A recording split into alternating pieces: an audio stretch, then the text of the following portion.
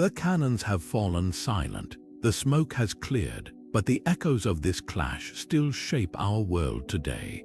What if I told you that a single siege, one desperate fight for a city, determined whether Europe would remain Christian or fall under Ottoman rule? In 1683, Vienna stood as the last bastion against an empire that had conquered half the known world. The Ottomans, led by Grand Vizier Kara Mustafa, brought over 100,000 men to its gates, while inside, a ragtag force of defenders clung to hope against impossible odds. This wasn't just a battle, it was the moment history held its breath. Over the next 25 pivotal events, you'll witness the bravery, blunders, and betrayals that decided the fate of two empires. From the winged Hussars' thunderous charge to the secret tunnels beneath the city walls, every detail unravels a story more gripping than fiction. Why does this siege matter now? Because without Vienna's stand, the world as we know it, the languages, borders, even the coffee in your cup might look utterly different, ready to uncover how one city's defiance changed everything. Let's begin. By the late 17th century, the Ottoman Empire stood as a colossus spanning from the gates of Vienna to the sands of Arabia and the coasts of North Africa. Grand Vizier Kara Mustafa Pasha, the empire's ruthless and brilliant strategist, saw Vienna not just as another city to conquer but as the ultimate prize, a symbol of Ottoman dominance over Christendom. His vision went beyond mere expansion, it was about legacy. The Ottomans saw themselves as the true successors to Rome, and capturing Vienna would cement that claim in blood and stone. But ambition alone couldn't fuel such a monumental campaign. The Ottomans brought overwhelming force, elite janissaries hardened by centuries of warfare, and massive siege guns capable of reducing medieval walls to rubble. Their supply lines stretched deep into the Balkans, ensuring they could sustain a prolonged assault.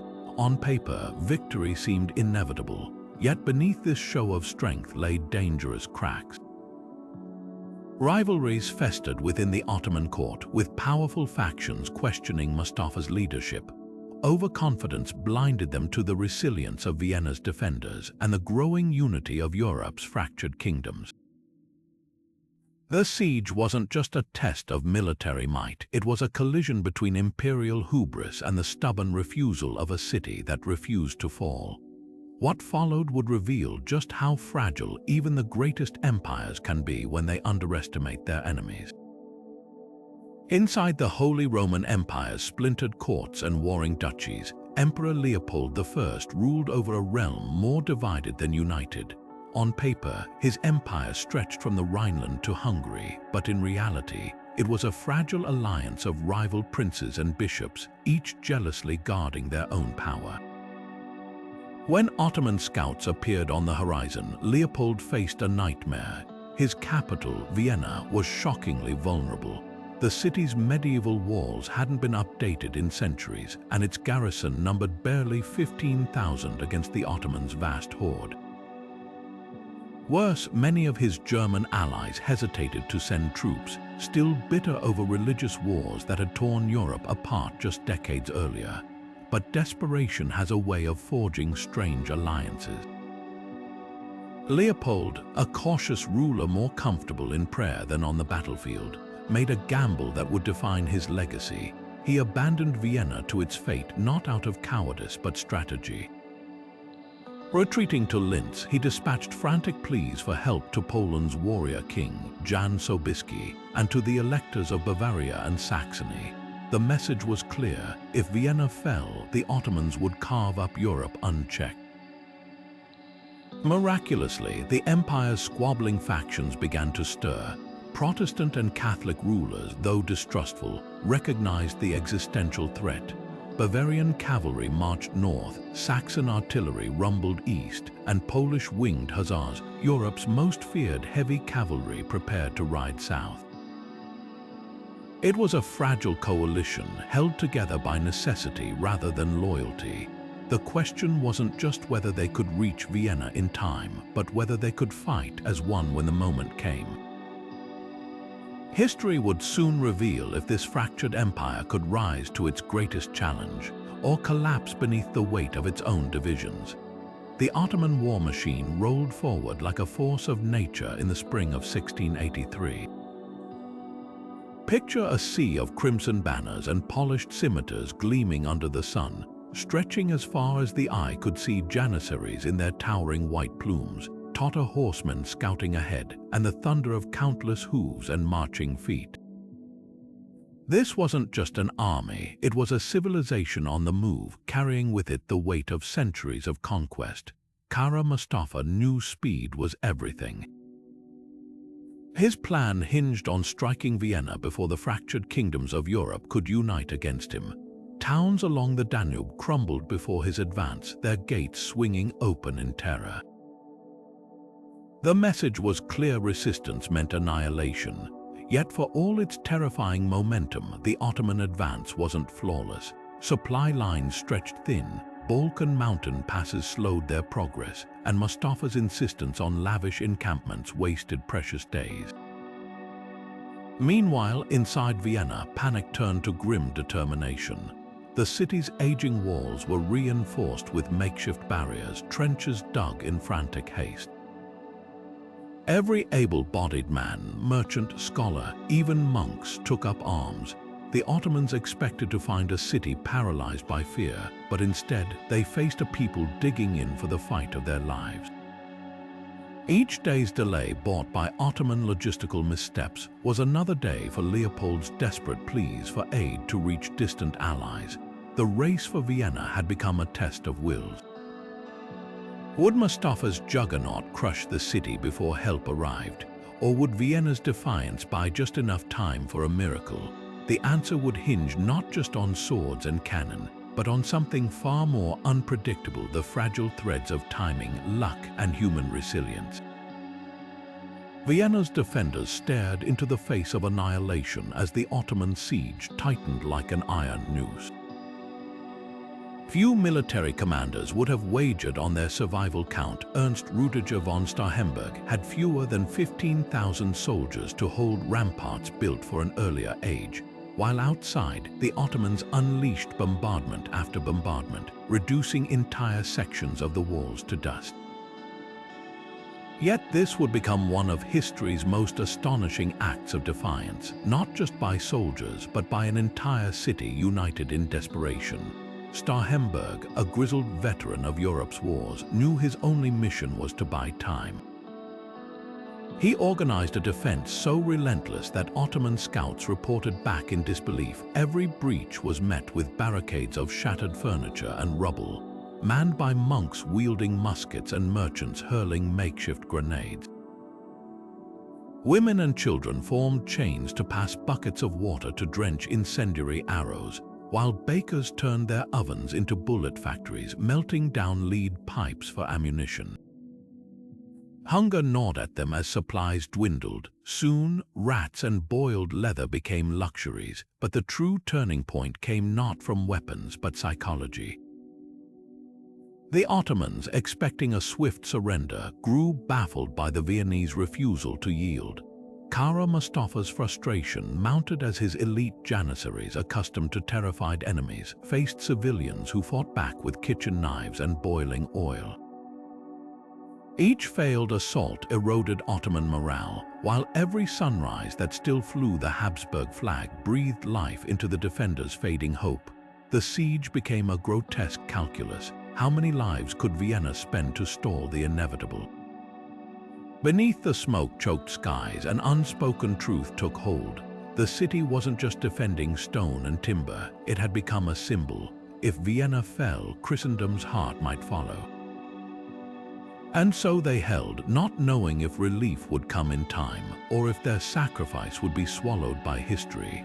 What they couldn't foresee was that their stubbornness was quietly rewriting destiny, one excruciating hour at a time. July 14, 1683, the day Vienna's fate was sealed in fire and thunder. As the first Ottoman cannonballs screamed toward the city's ancient walls, the sheer scale of the assault became terrifyingly clear. These weren't just skirmishes, it was a full-blown annihilation strategy. The Ottomans didn't merely surround Vienna, they smothered it, their siege lines stretching for miles, punctuated by the relentless booms of massive artillery. Each impact sent shockwaves through the streets, shaking not just buildings but the resolve of those trapped inside. Yet Vienna's defenders refused to crumble. Against artillery designed to shatter modern fortresses, they threw up barricades of whatever they could scavenge: broken carts, chopped down trees, even the rubble of their own homes. Medieval walls meant to stop arrows now had to withstand cannon fire, and somehow they held at first. But the Ottomans had more than brute force. Beneath the chaos above ground, a hidden war raged in the darkness. Sappers, elite tunnelers, dug like moles through Vienna's soft soil, planting explosives to blow the defenses apart from below.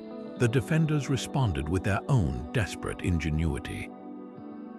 Miners, often civilians, pressed into service, listened for the faintest scrape of Ottoman picks and dug counter-tunnels to intercept them. When the two sides met underground, it wasn't with swords but picks, shovels, and buckets of gunpowder, fighting in claustrophobic blackness where a single spark meant oblivion.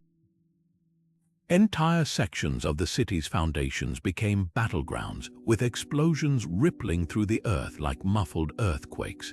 Above it all, the constant thud of artillery was a grim metronome, counting down to either salvation or ruin. With each passing day, Vienna's chances grew slimmer, but so did Ottoman patience. Time, the one resource neither side could reclaim, was running out for both. And somewhere beyond the smoke, a glimmer of hope stirred, the distant rumor of approaching allies, still weeks away if the city could last that long. Dawn broke over the Vienna woods on September 11, 1683, but this was no ordinary sunrise. Through the morning mist, Ottoman scouts spotted something that turned their blood to ice: the glint of armor atop the Kahlenberg heights, banners snapping in the wind. After months of despair, the impossible had happened. King Jan Sobiski of Poland had arrived with the largest cavalry charge Europe would ever see, and with him the last hope to shatter the siege. This wasn't just a relief force, it was a spectacle of raw power. Sobiski's winged hussars, their feathered backplates silhouetted against the sky, looked less like soldiers and more like avenging angels. Behind them, Bavarian dragoons, Saxon musketeers, and Austrian cuirassiers formed a patchwork army, Protestant and Catholic, German and Slav, all marching under one banner for the first time in living memory. Sobiski, a bear of a man known as much for his wit as his battle prowess, had done what no diplomat could. He'd forged these rivals into a single hammer aimed at the Ottoman skull. Yet the real miracle wasn't just their arrival, it was their timing. The city's walls were crumbling, its defenders surviving on horsehide and hope. Sobiski's coalition had covered over 200 miles in just 19 days, a blistering pace for the era. Now perched above the Ottoman camp, they held every advantage: high ground, fresh troops, and the element of surprise. Kara Mustafa, still fixated on the starving city below, had left his rear guard dangerously exposed. The stage was set for more than a battle, it was a collision of civilizations. Sobiski, kneeling in prayer before his troops, reportedly whispered, "We came, we saw, God conquered." What followed wouldn't just decide Vienna's fate. It would determine whether Europe remained fragmented under the shadow of the Crescent or united beneath the cross. The Hussars' wings would cast a shadow history would never forget. As the first light of September 12th spilled across the Kahlenberg Ridge, a hush fell over the Allied camp, not from fear but from the eerie stillness before the storm. Below them, the Ottoman forces sprawled like a vast, unguarded treasure, their siege lines stretched thin after months of grinding warfare. King Jan Sobiski, surveying the scene, saw not just an enemy army but a fatal flaw. Kara Mustafa had gambled everything on Vienna's fall, leaving his rear exposed on the sloping terrain. The Polish king's plan was audacious in its simplicity: crush the Ottomans in one overwhelming hammer blow before they could regroup. At noon, the quiet shattered. Imperial artillery roared to life, raining fire down on the Ottoman camps as infantry surged forward in disciplined ranks. But the true masterpiece of Sobiski's strategy lay in patience. He held back his legendary winged Hussars, 18,000 horsemen armored like moving fortresses, until the Ottomans, reeling from the initial assault, scrambled to redirect their forces. That was the moment the heavens seemed to split open. With a thunder of hooves and the haunting rustle of eagle feathers, the Hussars descended the slopes in a wedge formation, lances gleaming like teeth. Contemporary accounts describe the ground trembling as if the earth itself recoiled from their charge. The Ottomans, masters of siege warfare, were unprepared for this kind of brutal, open-field combat. Their elite janissaries fought with desperate courage, but the Hussars plowed through ranks like a scythe through wheat.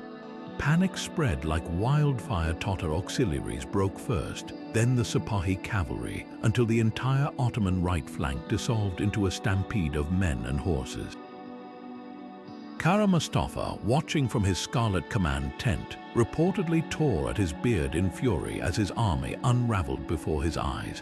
By dusk, the once proud Grand Vizier was galloping eastward, abandoning his treasure-laden camp, his silk banners, even his ceremonial seal, the ultimate humiliation for a commander who had dreamed of presenting Vienna's keys to the Sultan. But Kahlenberg's significance went beyond a single battlefield triumph. The Ottomans had suffered defeats before, yet this felt different. For the first time, a Christian coalition had not just repelled them but shattered the myth of their invincibility. The flight from Vienna sparked a chain reaction. Rebellions erupted in Hungary, Venetian fleets seized Ottoman strongholds in Greece, and the empire's European territories began peeling away like rotten fruit. What began as a rescue mission had inadvertently exposed the cracks in a superpower's foundation. The Hussars' feathers that day cast more than shadows. They drew a line across history, marking the moment the tide of empire finally turned. And yet, amid the cheers of victory, few noticed the quiet irony. The Ottomans, who had once terrified Europe with their relentless expansion, now found themselves on the defensive, haunted by the very fear they'd once instilled. The siege that was meant to crown their glory became the first chapter of their long retreat. As Sobiski famously wrote to the Pope that night, "Venimus, vidimus, Deus visit," we came, we saw, God conquered. But the unspoken truth lingered like gun smoke over the battlefield. Empires rise and fall not just by divine will, but by the choices of those who dare to stand when all seems lost. While the smoke still clung to Vienna's shattered walls, the true weight of what had just unfolded began to sink in across Europe. The Ottoman retreat wasn't just a military defeat, it was a tectonic shift in the balance of power. For centuries, the Ottomans had been the unstoppable force carving deeper into Christendom. But now, for the first time, their advance had not just stalled, it had reversed. The Habsburgs, once seen as fractured and vulnerable, suddenly stood as the defenders of Europe, their prestige soaring overnight. What made this victory so transformative wasn't just the battlefield triumph, but the ripple effects that followed. The Ottomans, humiliated and financially drained, spiraled into internal chaos. Kara Mustafa, the architect of the failed siege, was strangled with a silk cord by the Sultan's executioners, a grim warning against overreach. Meanwhile, the Habsburgs seized the moment, pushing south into Hungary and the Balkans, territories that had been Ottoman strongholds for generations. Vienna's survival didn't just save a city, it redrew the map of Central Europe. Yet the most poignant twist lay in Poland's fleeting zenith. King Jan Sobieski returned to Krakow, hailed as the savior of Christendom, his winged hussars immortalized in song and art. But Poland's moment in the sun was bittersweet. Within decades, the very allies they'd rescued at Vienna would carve up their kingdom in partitions, proving how quickly fortune could turn in the game of empires. And then there was the unexpected cultural spoils of war coffee. Amid the looted Ottoman tents, Viennese discoverers found sacks of mysterious dark beans, initially dismissed as camel feed until a resourceful spy turned entrepreneur brewed the first cup. Within years, coffee houses sprouted across the city, becoming hubs of gossip, politics, and art. Ironic, given they owed their existence to the invaders who'd nearly destroyed Vienna. The siege legacy wasn't just in battles won or borders shifted. It proved that empires aren't toppled in a day, but by moments where momentum cracks, and Vienna was that crack for the Ottomans. From the grand halls of Versailles to the bustling coffeehouses of a rebuilt city, one truth echoed: the world had pivoted on a single September morning, and nothing would ever be the same. The thunder of Sobiski's cavalry had faded. The last Ottoman banners had vanished beyond the horizon, but the Siege of Vienna left fingerprints on history that still linger in ways we might not expect. This wasn't just a battle won or lost. It was the moment Europe's fractured kingdoms realized they could stand together against the unthinkable. The echoes of 1683 resonate in everything from the coffee in your morning cup to the borders on modern maps. Think about it. If those creaking city gates had given way, if the winged hussars had arrived just days later, the Ottoman Empire might have plunged deeper into the heart of Europe.